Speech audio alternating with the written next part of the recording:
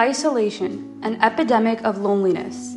This project was presented at Mount Hebron's HOSA chapter 14052 by Bala Pothuraju, Harika Gollapalli, and Jaini Bhavsar. Isolation is something that should not be treated lightly. It can affect people in many ways, ranging from anxiety to major healthcare issues like depression or dementia.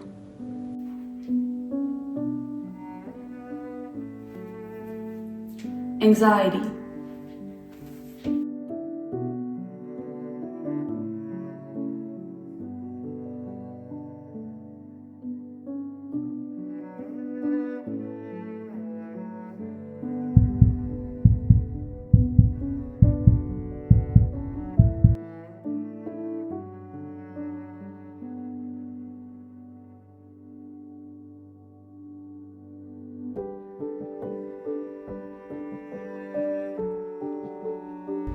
Are you okay? Yeah.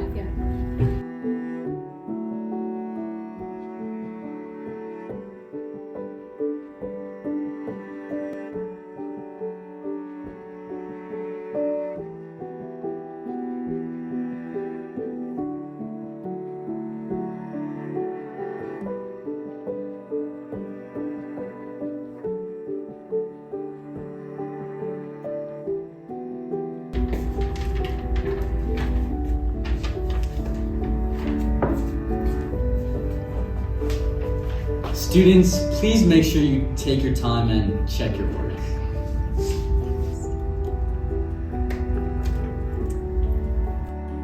Anxiety is a natural stress response, but when paired with isolation, it can spiral into something much worse.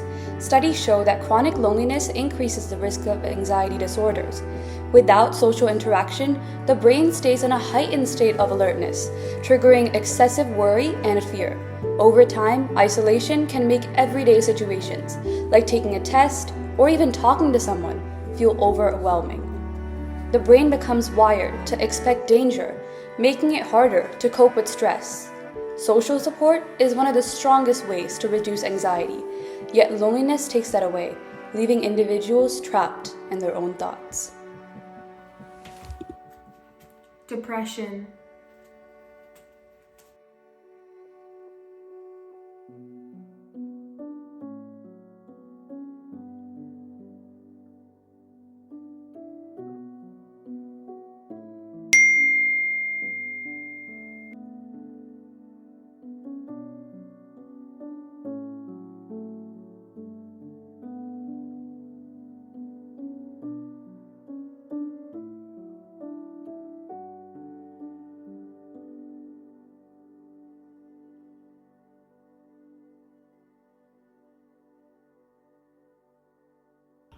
Depression and isolation go hand in hand.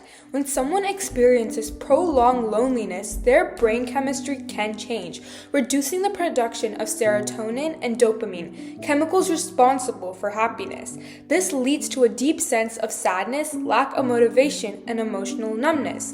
Social interactions stimulate the brain, but without them, individuals can become stuck in a cycle of negative thoughts. People suffering from depression due to isolation may find struggle enjoying activities they once loved, making it harder for them to reach out.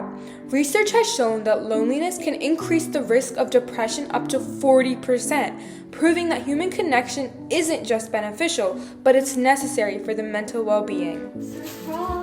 Oh, you can't. Open it. Dementia. Remember what Miss Smith said in school today in Chem? She was talking all about stoichiometry and she was balancing those equations and she told us what was going to be on the test. Like, isn't that crazy? Don't you remember? No. How do you not remember? The whole class was listening. We were all there. What class was this in? It was in Chem. I don't remember. You know what? You're probably zoning out or something. Dementia isn't just memory loss. It's a progressive brain disorder that affects thinking, behavior, and daily functioning. Isolation is one of the biggest risk factors. When people lack social engagement, their cognitive abilities decline at a much faster rate. Studies show that those who experience chronic loneliness have a higher risk of developing Alzheimer's and other forms of dementia. Without conversation and mental stimulation, the brain weakens, making it harder to process and retain information. Loneliness leads to increased stress, which causes inflammation in the brain, accelerating cognitive decline. Staying socially active is the best way to protect brain health and slow down the effects of dementia. You should schedule a meeting after school with a teacher, and you can sit next to me in class. Okay. Loneliness isn't a passing feeling. It's a serious public health issue that affects our mental, emotional, and physical health. Dr. Vivek H. Murthy, who has served as the U.S. Surgeon General, has highlighted the severity of this problem. He points out that loneliness is linked to higher risks of heart disease, dementia, stroke, depression, anxiety, and even early death. In fact, the health impact of being socially disconnected is similar to smoking up to 15 cigarettes a day and exceeds the risks associated with obesity and physical inactivity.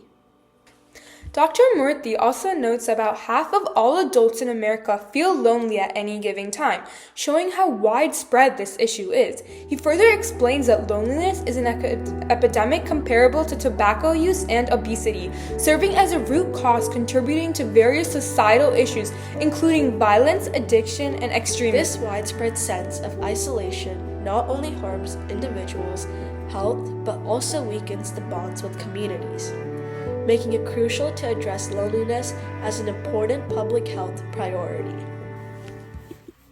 It's easy to feel alone, but reaching out is the first step. There are ways to get help. Support is out there. You don't have to struggle in silence.